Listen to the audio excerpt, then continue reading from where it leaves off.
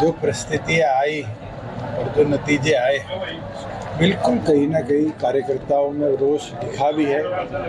और आगे की परिस्थितियों में मैं तो एक चीज़ कह सकता हूँ, कल भी एक दुष्प्रचार चलाया गया, कानूनी कार्रवाई भी हम कर रहे हैं और सख्त कानूनी कार्रवाई उनके विरुद्ध भी करेंगे जो इस प्रचार के दुष्प्रचार चला रहे हैं।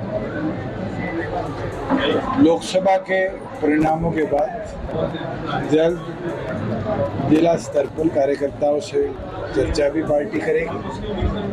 और प्रदेश की जो आज स्थिति बनी है, चाहे लॉ एंड ऑर्डर सिचुएशन, पिछले 2 दिनों के अंदर प्रदेश के 6 जिलों में जिस तरह वारदातें हुई,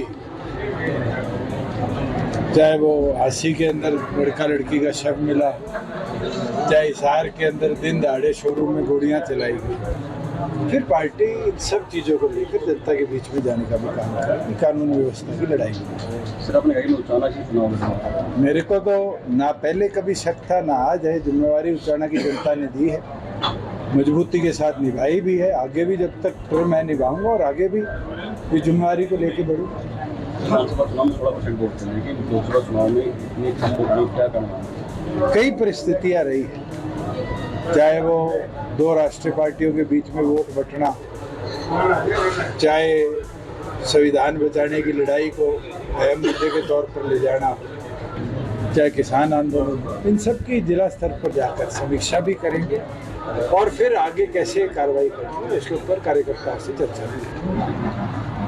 कांग्रेस का बंटवारा अभी तो शुरू हुआ और अभी तो हमने बहुत नामों की आप लोगों से चर्चा सुनी है पिछले 20 दिनों के, ये भी जाएगा ये भी जाएगा। ये तो देखने की बात है कि अगले 2 से 3 महीनों में राजनीतिक उलटफेर तो बहुत होगा और बहुत लोग अपनी अपनी पार्टियों से दूसरी पार्टियों में जाएंगे और दूसरी पार्टियों के किसी और पार्टी में जाएंगे।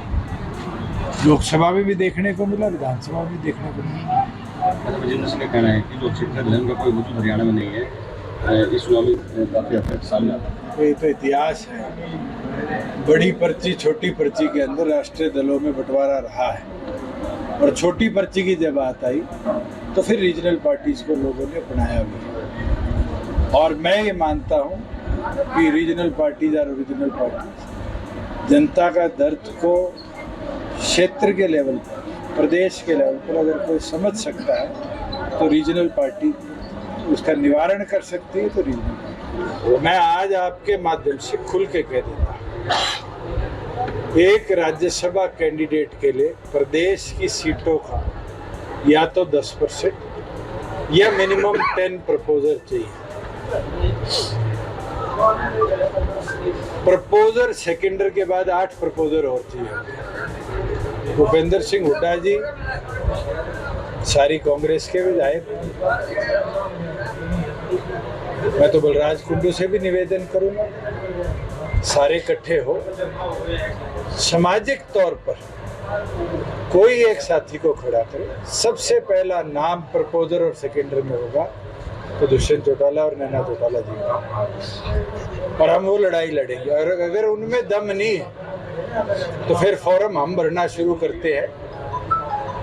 उनके पास अगर हमारे पास 2 की 3 की कमी रही, जो विधायक है उनके साइन करा दे, बीजेपी से हम टक्कर भी लेंगे और राज्यसभा में उम्मीदवार। सर, दीपेंद्र हुड्डा कहते हैं कि बीजेपी की और इनेलो की लड़ाई तो नोटा से रह गई है, क्यों इतने वोट बैंक इस तरह नीचे चला गया? कोई बात नहीं, उनको इतिहास से सीखना चाहिए और इतिहास के अंदर शायद उनका परिवार भी कितने चुनाव हारा हो। उस टाइम तो नोटा नहीं होता था, निर्दलीय रह जाते थे नीचे, निर्दलीय से भी नीचे रहे हुए हैं।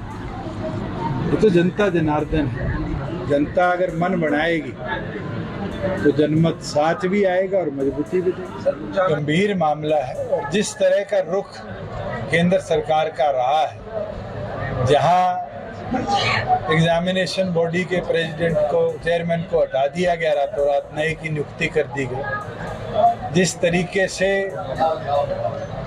लोगों ने जगह जगह पर यह चीज प्रूव करी कि कुछ रीजनल सेंटर से बड़ी मात्रा में छात्र पास हुए हैं, वहाँ पेपर लीक हुआ है, इसकी सुप्रीम कोर्ट के किसी सिटिंग जज के अंडर प्रॉपर जांच हो, क्योंकि इसके अंदर एक एपिसेंटर हरियाणा भी रहा है और हरियाणा के अंदर भी दोनों राष्ट्रीय पार्टियों के लोगों की इन्वॉल्वमेंट इस पेपर के अंदर आई है। कहीं ना कहीं कांग्रेस बीजेपी मिलकर इस मामले को दबाना चाहेगी। मैं तो प्रत्येक वो छात्र जो इस लीकेज की वजह से या कमी की वजह से आज पीड़ित है, उसके साथ खड़े हैं और मजबूती से इस लड़ाई को लड़ेंगे। पर यह भी एक प्रोपेगेंडा वाराणसी चलाया, किसने चलाया? वीरेंद्र सिंह ने चलाया, नहीं चलाया? बारी बारी इनके कैमरों के आगे बोल के कि बेर कड़े का स्याग ला दिया, कड़े का स्याग ला दिया। आज उनसे पूछने का काम करो, तुम ये तो बता दे कि भाई तुमने क्या काम करे। मैं तो अब आ रहा था तो एक चीज जरूर देखी, Virendra Singh college of nursing, खुद के नाम का कॉलेज तो खोल लिया और क्या आरोप लगा? खा गया। आज हमारा कार्यकर्ता का मनोबल उनने बोल के तोड़। मैं एक आपको विश्वास के साथ ये कह सकता हूं, कैसी परिस्थिति अगर कोई ये मन में रखता है कि मैं भाग जाऊंगा, मैं छोड़ जाऊंगा, ये मन से निकाल।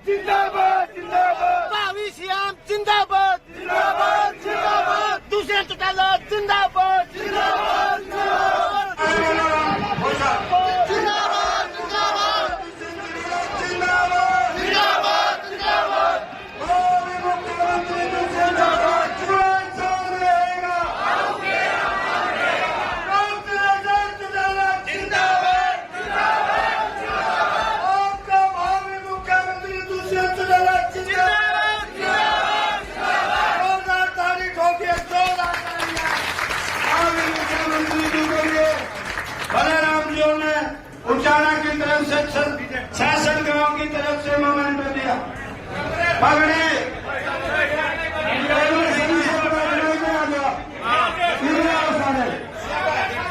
इधर आओ सारे।